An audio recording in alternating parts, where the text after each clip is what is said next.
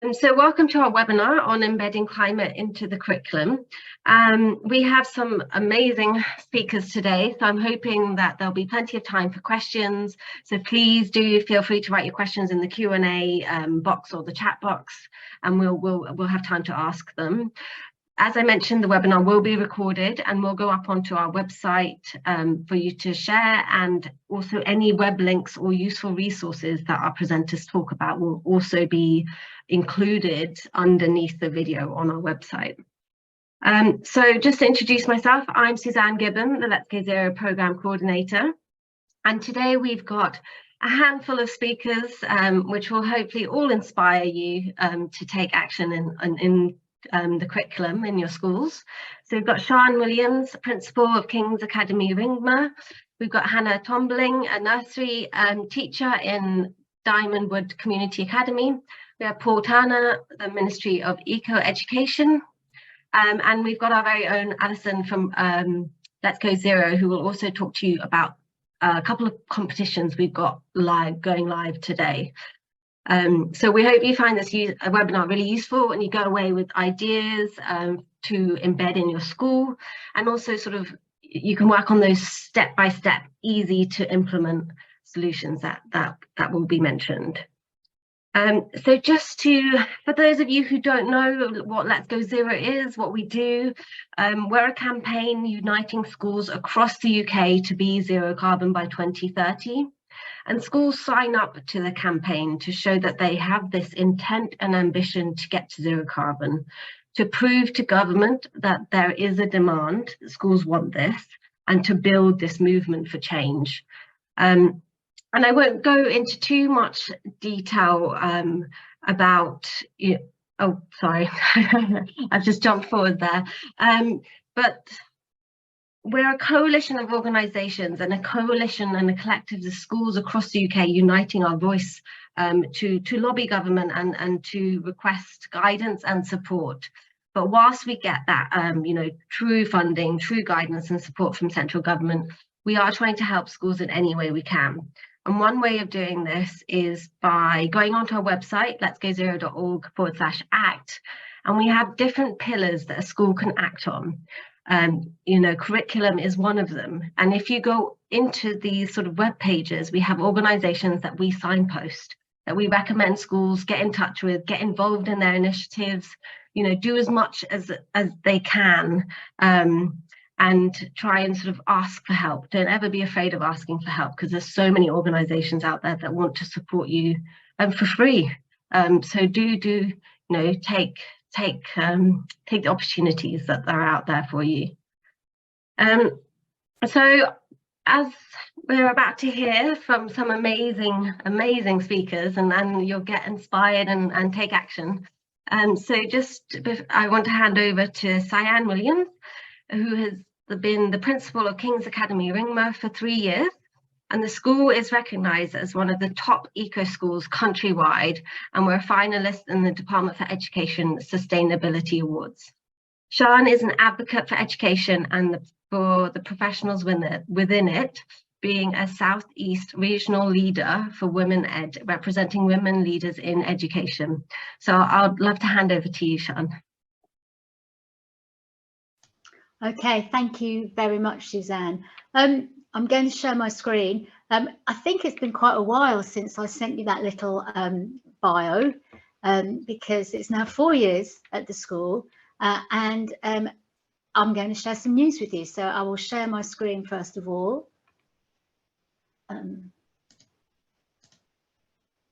Let's hope it works.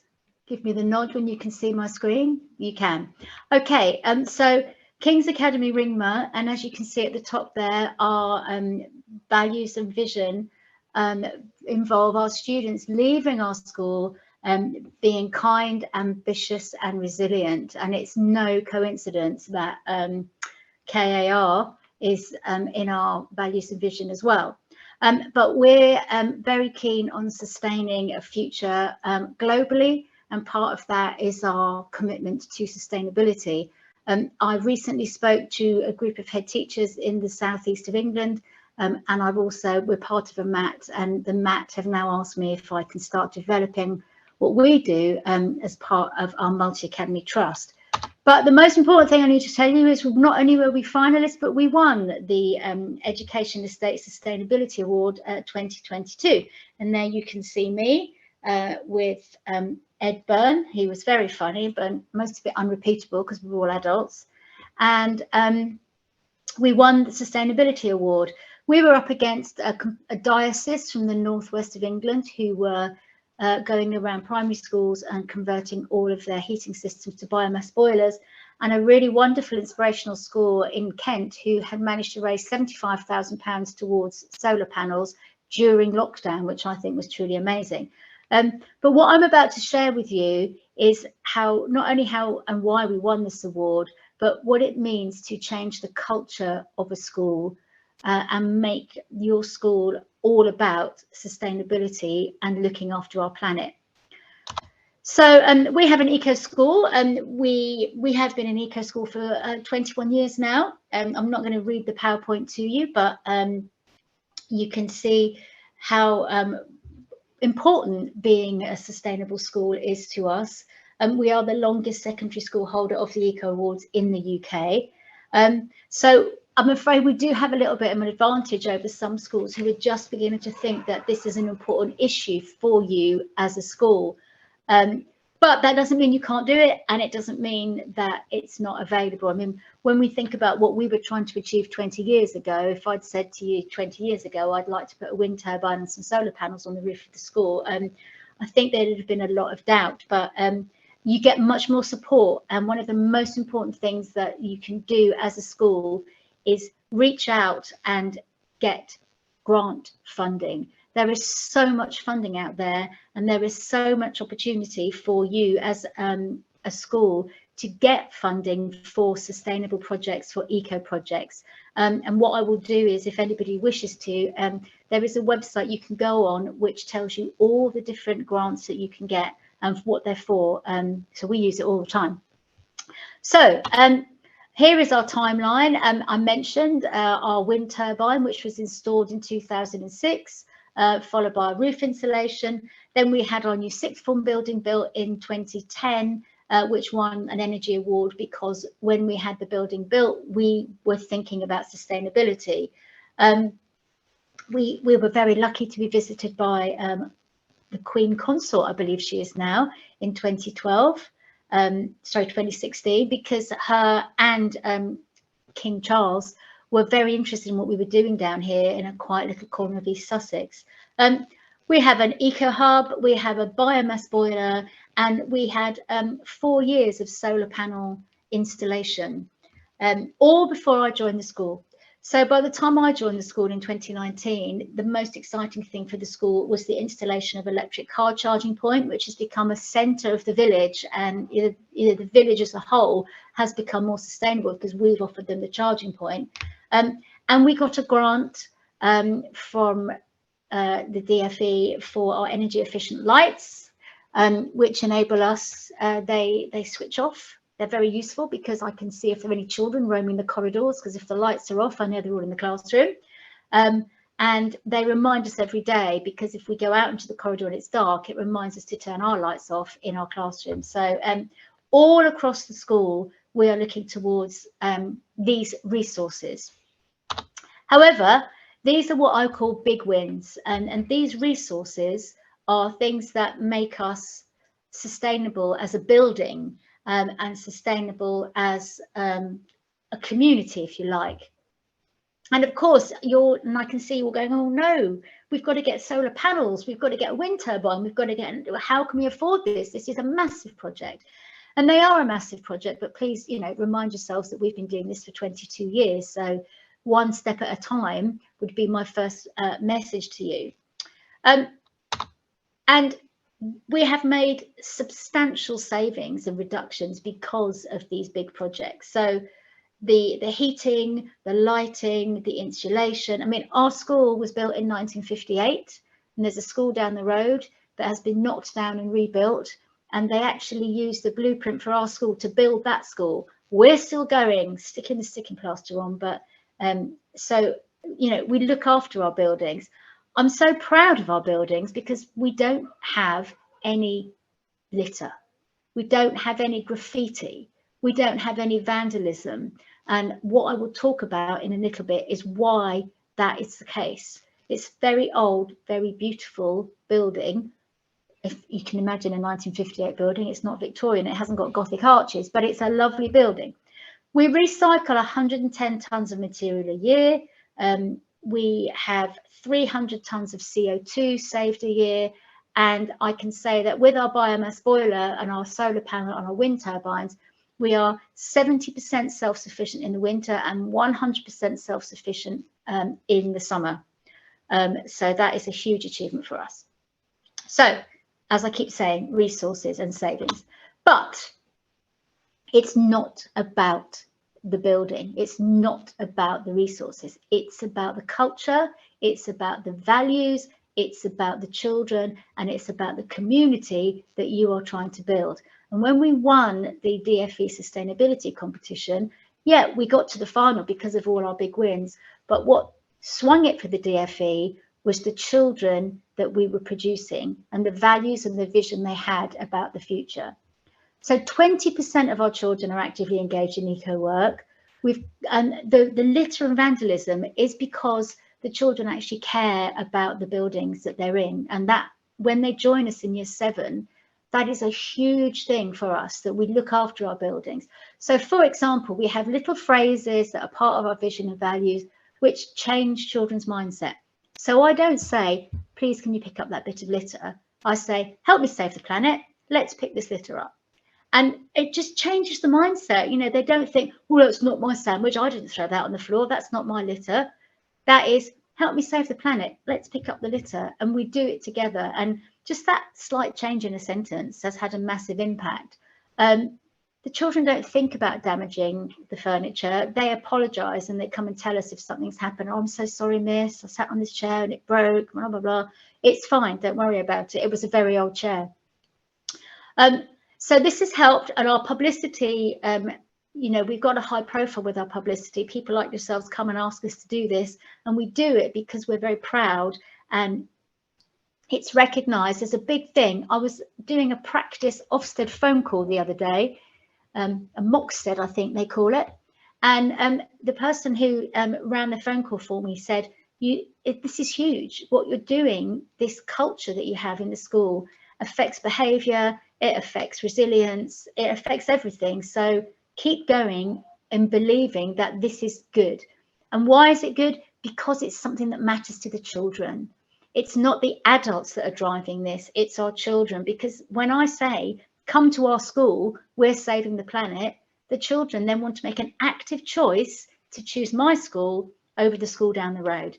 And in the 4 years that I've been here, our admissions have gone from 63 children choosing our school to 420 in 4 years, because we're selling a vision. So what is the vision we're selling? Okay, so our eco reps get involved in everything. We work a lot on recycling. We work a lot on small things like we do No Mow May, much to my bursar's disgust, because I insist on doing it at the front of the school where the whole village can see that we haven't mown our lawn. We plant, we build. Currently, we're working with our local council to save a flooded area at the back of our building. So they're looking at how we can help that by working with the Arun Rivers Association to reduce flooding by actually being part of that.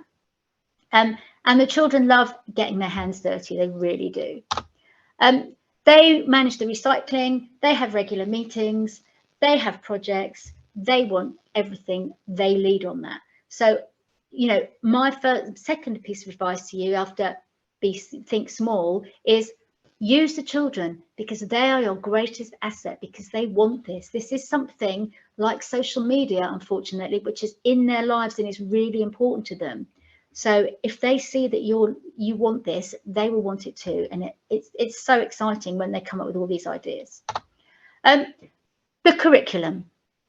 So the most important thing about our curriculum is that I'm not just talking about the academic curriculum, I'm talking about the personal development curriculum.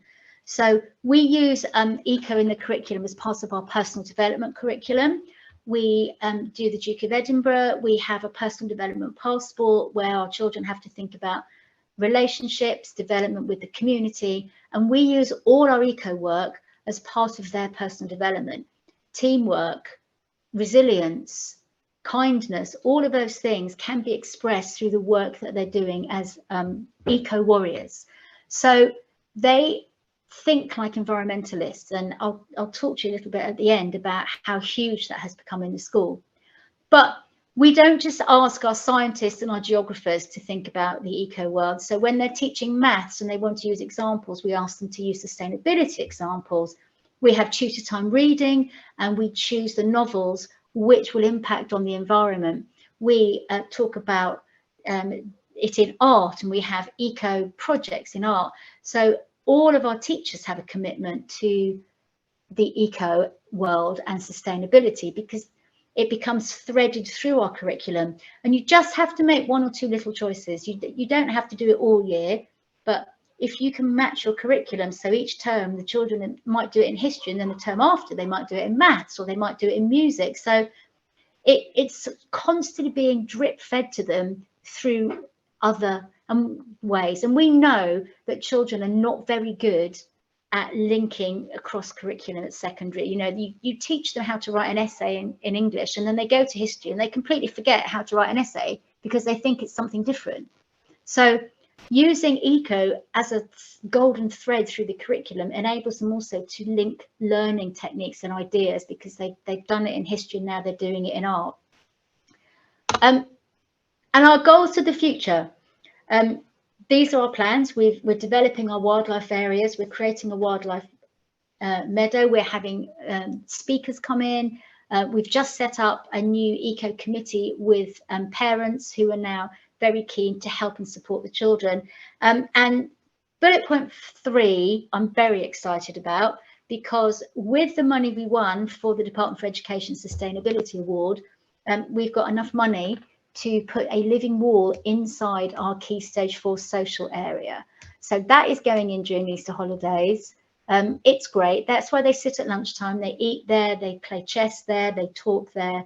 And I have sold this to them as a well-being project, but also we can use it as a science classroom, as a geography classroom. And they feel that we're investing in them because we have said, this is about your well-being. This is actually giving you oxygen. And that's very exciting for them, and the children are very excited about it. But I want to talk to you about our vision and our values. Our aim is that by the time our children leave at the end of year 11, they think like environmentalists, and that when you slice them in half like a stick of rock, they've got eco warrior going through them. And my wonderful husband did this lovely little graphic for me about what the children are like if we slice them in half when they leave Ringmer, and this is part of it. And it's all about them wanting it and it being drip fed to them. And they do think like environmentalists. And we talk about things like, okay, suppose you're going to go to a music concert. How are you going to get there? How much is it going to cost? Is the concert aiming for 0 emissions? So if I'm going to choose between going to Madonna or Coldplay, I'm going to go to Coldplay because I know Coldplay are all about 0 emissions. And the children are starting to think like that. And they're starting to understand that everything that they do saves the planet, from picking up a piece of litter to how they travel to a rock concert, or how they get on the bus to go into town rather than get mum and dad to give them a lift. And so what we've done is that we've taken our vision and our values, kind, ambitious, resilient children, and we've said, you can be kind and ambitious and resilient environmentalists. So now that they understand that it's not just about being a kind and ambitious person, it's about how that kindness and ambition and resilience affects our planet. So, I mean, I particularly like the resilient one. Don't give up. Small wins make a difference. 1 piece of paper every day. The ambition is all about how they can be ambitious about their environment and how they're sustainable. And of course, the kindness is to be kind to your planet. So that's always helpful too, because, you know, why are you kicking that? Be kind to your planet. That's a piece of wood. Be kind to that piece of tree. We have guinea pigs. We have a well-being dog who comes in 3 times a week and works with the children. So they understand that everything in this school is to do with kindness, ambitious, resilient environmentalists. And that is why our children leave school with eco warrior through them like a slice of rock. And that is what is important to us. You don't have to spend any money talking about your values and your vision.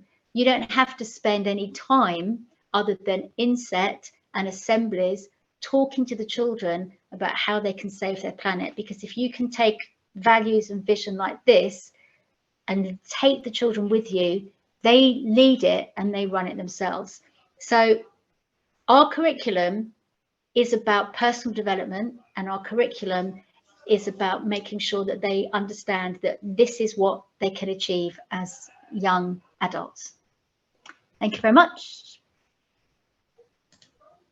Sian, that's brilliant. Thank you so much. And it's so great to see that you really embedded it throughout your culture. It's not just an add-on, but it's included in history and in art and in music. And I actually love the way that you get the students to question day-to-day life. So what music gig would they go and watch? You know, are they being sustainable?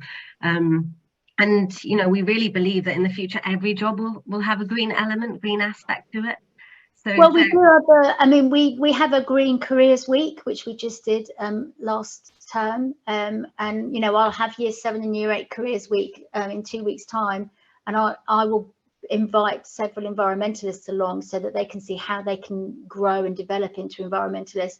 And I will say that they do drive us. So when I came here, I had a very beautiful, very sexy Audi TT that guzzled fuel, and I now have an electric car because they made me feel so guilty that I wasn't using the electric charger at the front of the school. So, yeah, I've given up my convertible Audi and I'm now in a little electric car, which I feel very noble about.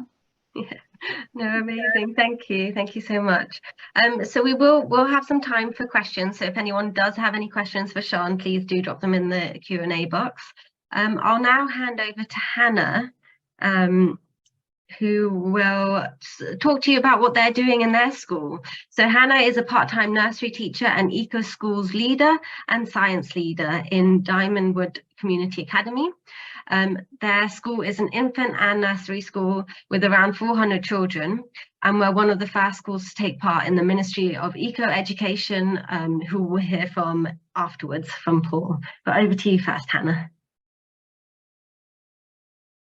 Okay, thank you. It's been really nice listening to that, because actually a lot of our ethos is the same, but I'm working, my days are spent with 2 to 4 year olds who want to be little eco warriors.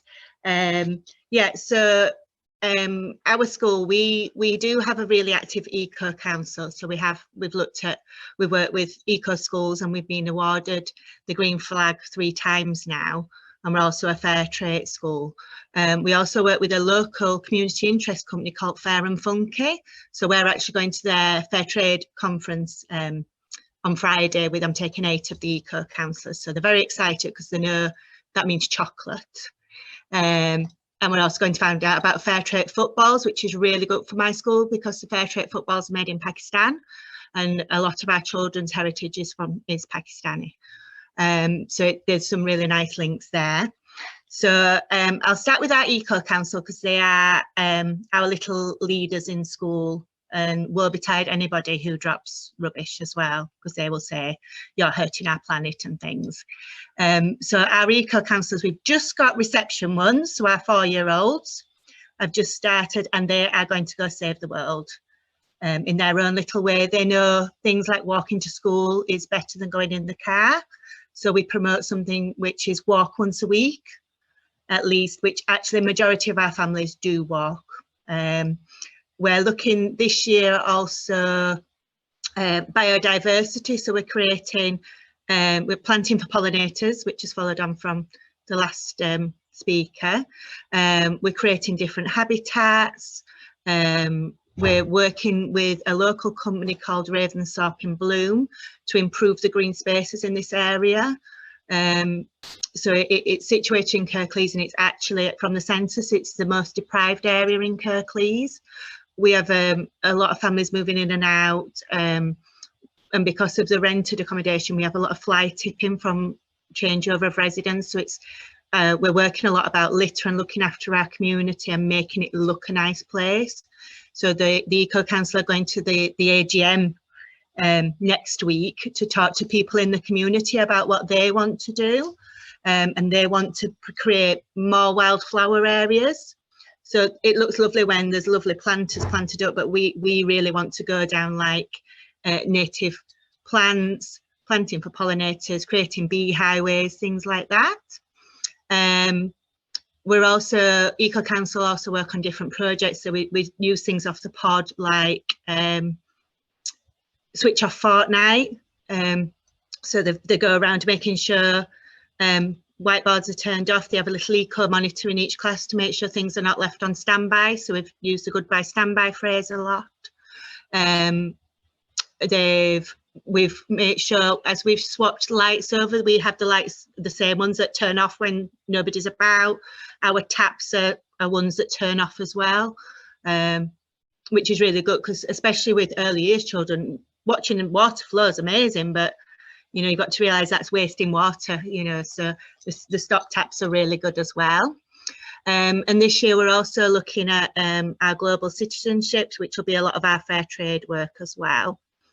And then what we've done in nursery, when I moved into teaching nursery, we've started to run our curriculum from the world aspect. So now in the new development matters, it's an actual world as you go into the early learning goal. But we've really looked about connecting children with nature, getting outside, developing a love of the world around them, and then bringing in all the other parts of the curriculum. So the more the children experience the world around them, their language develops. So about 70% of our children have English as an additional language. So them getting to know lots of new words about the world and making sense of it and having a hands-on experience is really important. So this week in nursery, our word of the week is bud.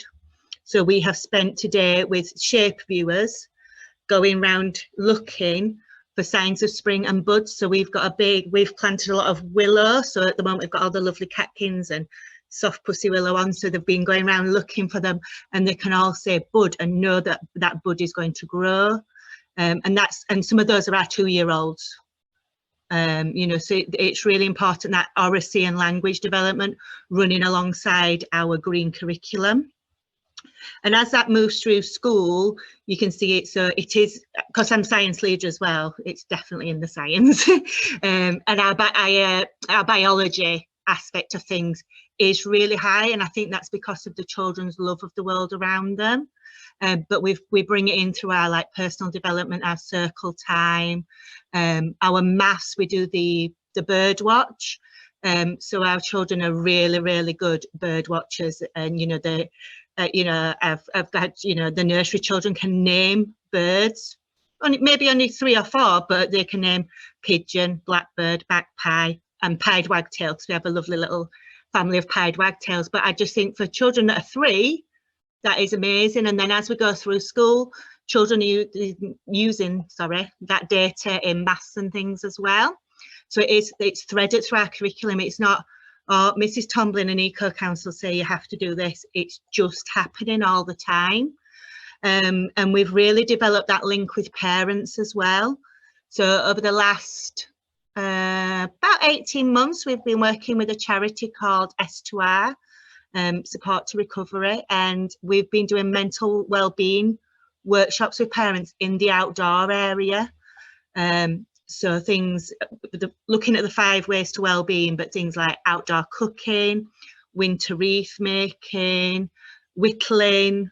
So the parents have come and had some time by themselves with Elizabeth that helps me run these workshops. She facilitates them, and then the children come out to join their parents and do a skill with them. So like the parents had whittled a butter knife, and then children came out and whittled a little mouse that they could have as a character.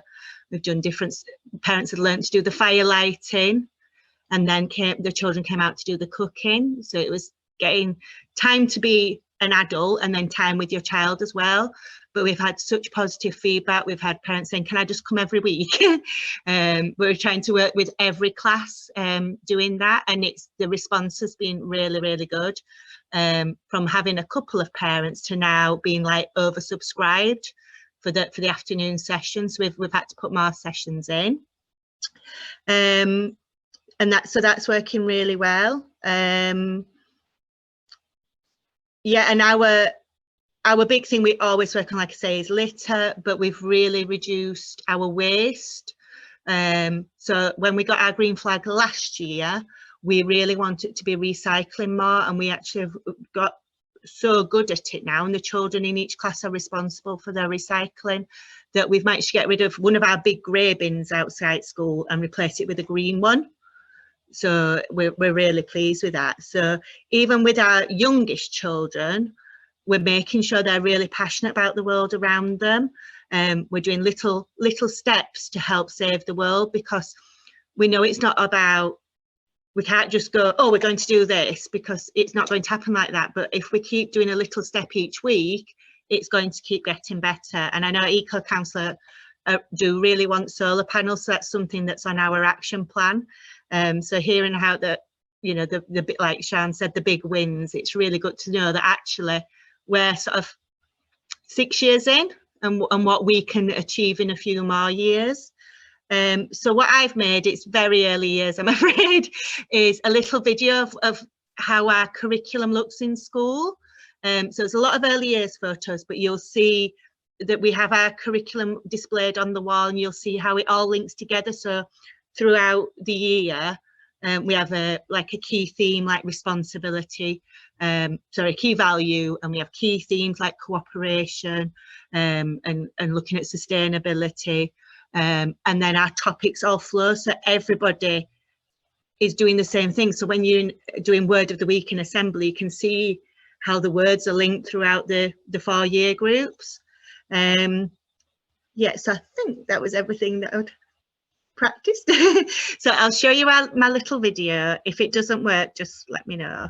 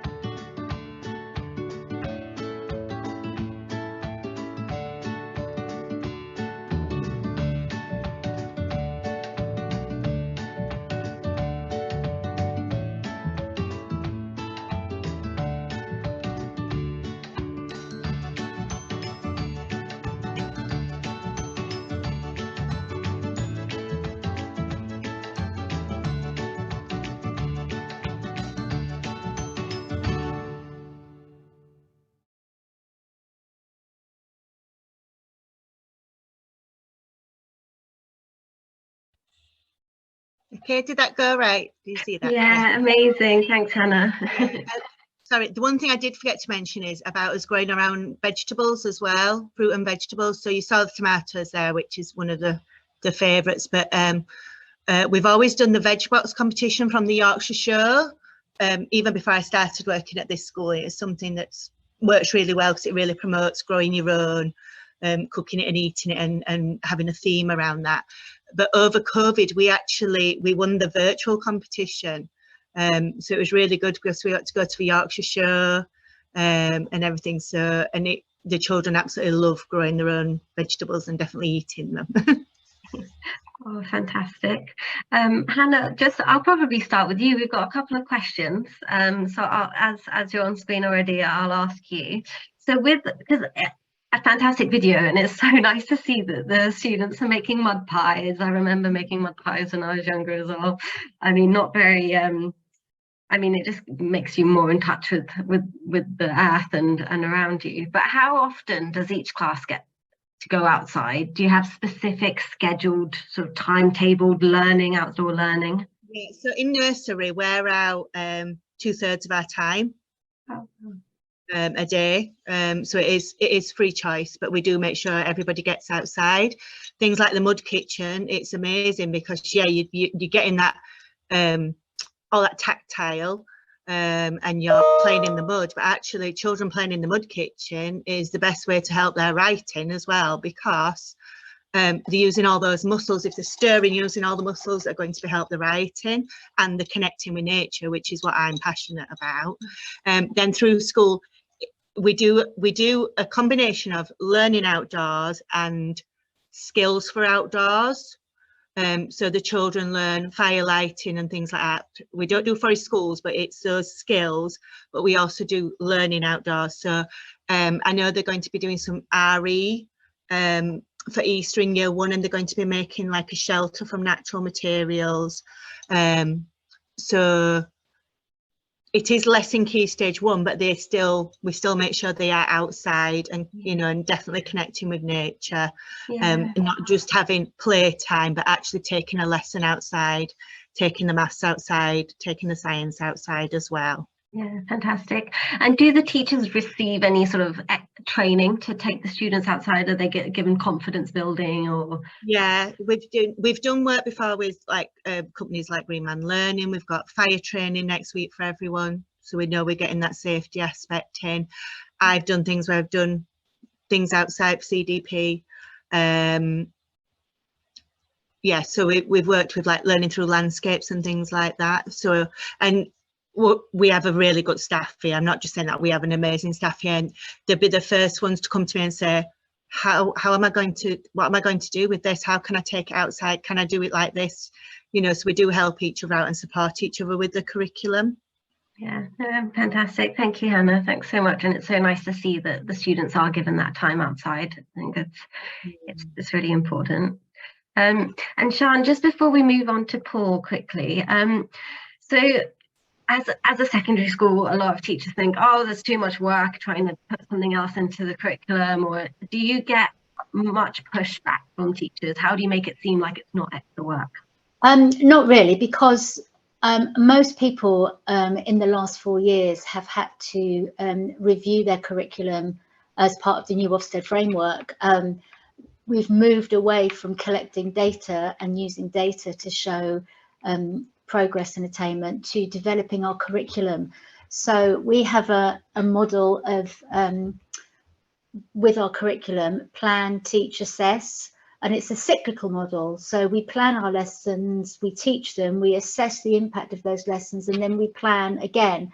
So all of our curriculum planning is done on a Google document. It's live.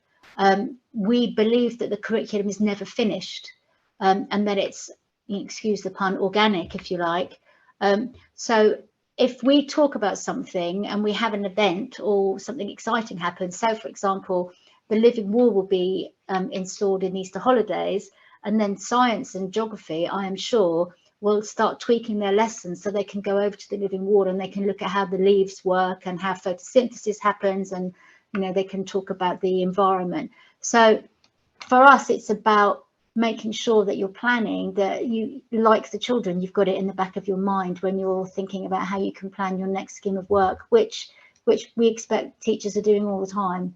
It's not a massive shift. We're not asking you to produce huge PowerPoint presentations or anything. It's just thinking, well, what piece of text could I use if I'm doing non-fiction text analysis? So last term we were doing non-fiction with Year 9, and it was all about working in the Brazilian rainforests, and that was an English text, not a geography text, but it was about how, you know, we did a whole project on entrepreneurs and running expeditions in the Himalayas, and it's everything that we do. The staff just think, oh, how could I get that into what I'm doing this lesson?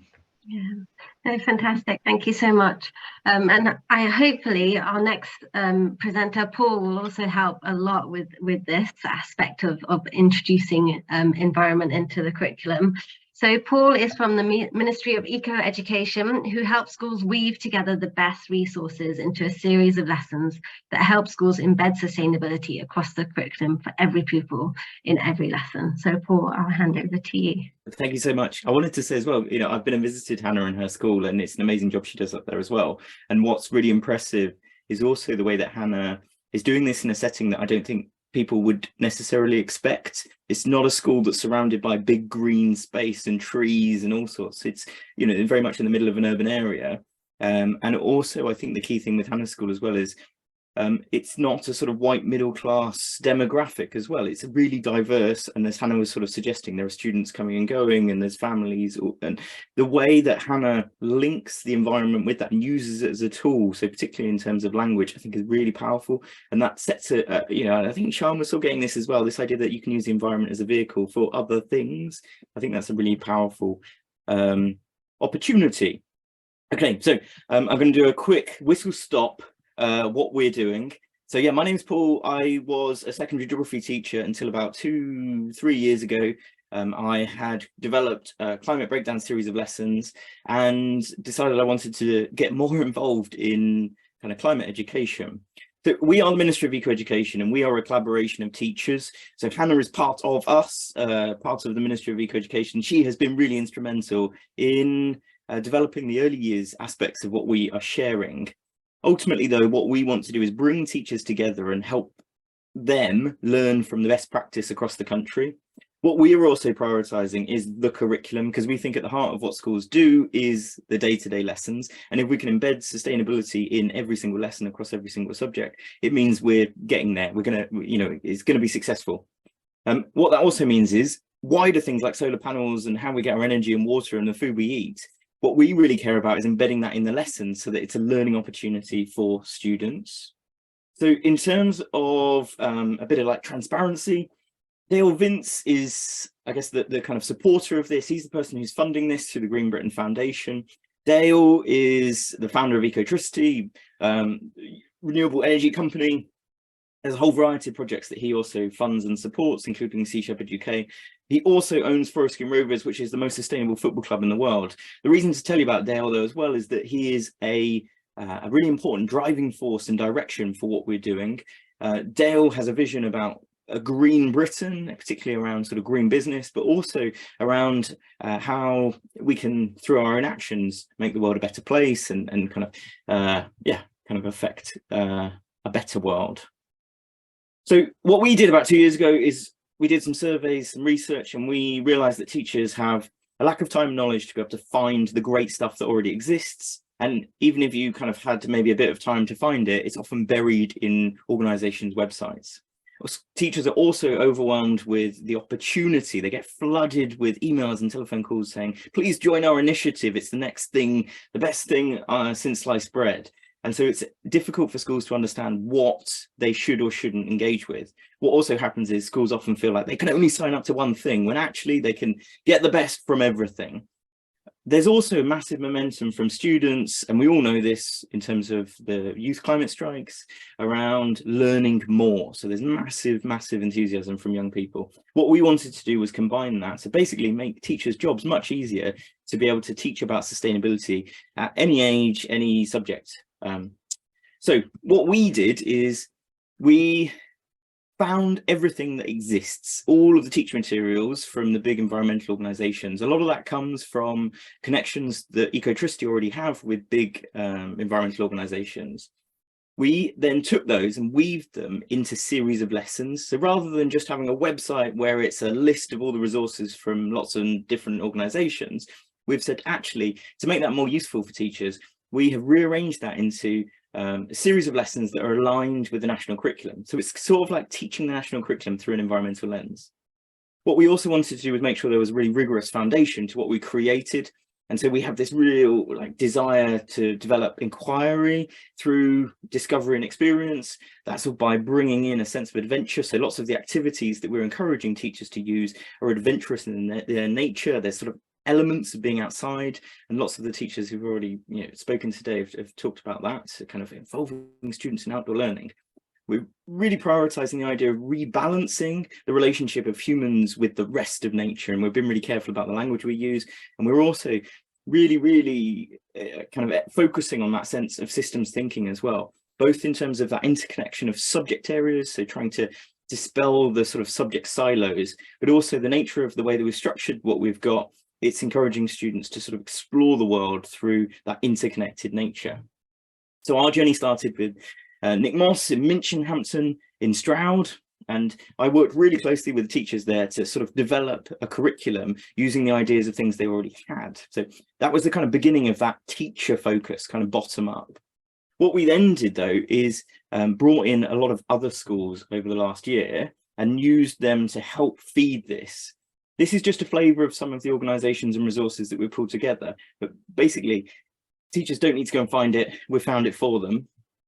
Here is just a flavour of kind of what is the back end of what informs all the lessons that we've created. And this is a bit of our journey. So Hannah and Diamondwood Academy was part of our 15 pioneer schools, and they really helped, this was nearly 2 years ago now, helped to develop what the curriculum, I guess, looks like, what all our materials look like. And that was a mixture of schools who came from quite diverse backgrounds, who either had loads and loads, just like Hannah, of loads of experience and best practice to share, but also schools who it was completely off their radar, and they were almost testing out the idea of how easy it was for anyone to pick this up. Since that, though, we now have about, well, I think about 215 schools who are engaged with their curriculum around this and helping feed into this, so sharing their best practice. And hopefully, Sian, you can be the next one helping feed in, sharing your materials so that we can then disperse that and let other schools kind of have access and use some of that. We have longer term ambitions of half of all schools engaged with the materials. We've got networks to be able to do that. We've set up something called the Younger in Britain Challenge, which is in its trial year this year. It's all about student-led climate action, where we're going and developing skills. It's a kind of doorway into the wider curriculum piece in terms of what we're doing. Now, I do want to just spend a minute talking about a really detailed kind of, I guess, trial assessment, looking at the impact of what we've been doing. Here, there's Hannah. This is a flavour of some of the teachers who've been involved. What we've also been keen to do is to go and film video content and to share the idea that there are teachers doing this in their curriculum. And so we've got lots of examples of teachers, sort of case studies in that sense. What I'm just going to do though is, let me jump quick to, we've got a new website which is being launched in the next couple of days. And on that website, this is how teachers can access all the materials that we've got. But our curriculum is kind of similarly uses these pillars, these sort of themes, and that fits with the eco schools. It also sort of fits with Ecotricity's vision of energy is our largest carbon footprint, and therefore it's the thing that we maybe should focus most on. But also we've got ideas around society. But what we've got though are more than 60 series of 8 lessons, and here's some of them. They're framed around something called inquiry questions. They're like big broad questions that everyone is asking, everyone in society is exploring. And so we've got something like, is carbon a magic ingredient? And through a kind of really engaged kind of cross-curricular approach, so this is for a primary level, but we do have materials for all the way from early years up to Key Stage 3. We have a series of lessons, and you can see here it sort of is a menu of opportunity for teachers. So it's a suggestion of things that a teacher could use. It's like curated, and the just link through to the sort of third-party resources that teachers can use. The idea is there's loads of flexibility, so it's not prescriptive. You don't have to do everything. The idea is, as a teacher, you could just go onto the website, have a look, and pick an activity that then feeds into something you're already doing. So that's kind of the core of what we've got, is that kind of curriculum piece in terms of those 60 lessons. Now, the other thing I did just want to show was how we've also got a bit more of a journey for schools. So that sense that it's sort of a, where do I start? This can be a bit overwhelming. What we've also done is weaved together a bigger journey for schools, and this has come about a bit through that trial for over the kind of the last 2 years. So we've got a kind of a step one, which is about exploring where a school is at the moment in terms of sustainability, teachers understanding sort of their curriculum as well, how it stands at the moment. And the idea being that you set a sort of baseline. We use something called the Nature Connection Index as well to sort of begin that. Then the second step is then looking at your curriculum in more detail. We use a sort of something from the Education Training Foundation to be able to explore the curriculum and map it, and you sort of use heads of departments to be able to fill that in and look to see where sustainability already exists. There's also then some tools that we pulled together for schools to be able to map their site and think about how their site can be a resource. And also then we've curated a list of staff training opportunities, and we think it's pretty comprehensive. It's something that teachers and organisations are constantly feeding into. But that then sets you up for that third step, which is then kind of beginning to use some of the curriculum materials and beginning a journey of kind of exploring your curriculum, developing it, and using and being informed by what we've got. Now, the other thing I just wanted to touch on as well, which I'm going to jump to, is this idea that we did a really controlled trial with 15 pioneer schools. There was nearly 5,000 students. We did this for a year. The schools are there. Diamond Wood Academy was one of them, but it was a real breadth of schools across the country.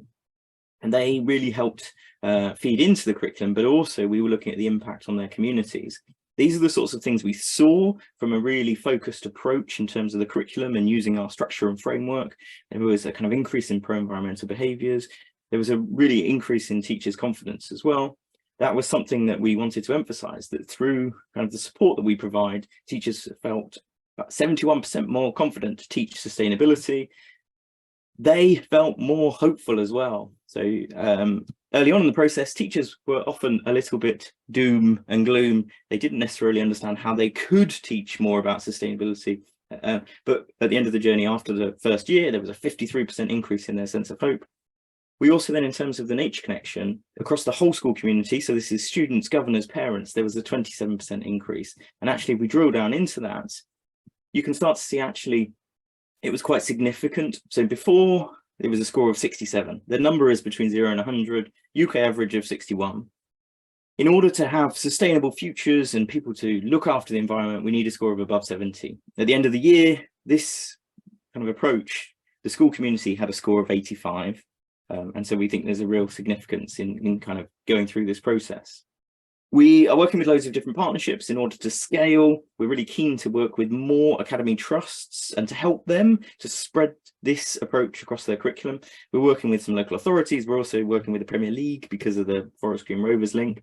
We have this new website that's going to make it much easier for schools to access all of this, and you simply sign up. And the other thing I just wanted to talk about as well is we similarly have a series of sort of webinars and discussions, and there is one that is coming up soon, and it's exploring and discussing around education. Here it is, educating for the Anthropocene, and we've brought together some academics and also some students from the UK School Sustainability Network, and we're kind of exploring a book that has recently been released. So that's again something that's on social media for people to sign up to, and if you're interested, please do come along. So thank you so much for giving me that time.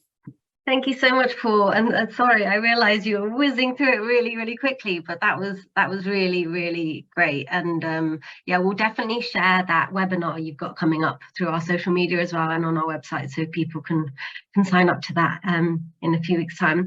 I did have just a couple of questions before we finish. You mentioned a teacher needs to sign up. Is it just a simple email address? Do they have to pay anything to access these materials? Always free, will be free, always free. That's a barrier. You know, there are organizations who have created content and are selling it to schools. We don't think that's kind of the way that we want to do it. Also because we have curated free content. So all the support we provide and all the resources is free. And that's also that sense that, you know, we're bringing teachers together and they're sharing what they've created. We wouldn't want to put a financial barrier. In terms of sign up, yes, go to the website, you can send me an email and then you get a login and then you can access all of this. Amazing, great. And if a school wanted a bit more information or wanted you to come and do a presentation to all their teachers, is that something you would offer as well? Yeah, and I haven't talked, we also do provide a bit of staff training in a sense. So there's a sort of almost like induction to what the curriculum's about and explaining the process. And that can be done virtually, it can be done in person. We're starting to build up a network of regional coordinators as well to start helping support schools across the country. So that's something, yeah, that will be able to happen in the next couple of months. Yeah, oh, fantastic, amazing, Paul. I think you're doing amazing work, really.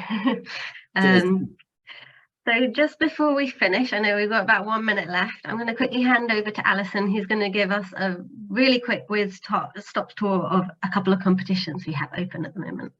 Okay, thank you. All right, I'll be very quick. So we've got 2 competitions. Our first one is the OVO Foundation Nature Prize. There are 25 cash prizes, £10,000 prizes and 15 £200 prizes. The aim of the prize is to increase students' access to nature. We're particularly looking for applications from schools in less advantaged areas. Applications are open now. They close on the 6th of March. So get your applications in. It's a super easy application form. Just go to our website and we can put a link in the chat maybe.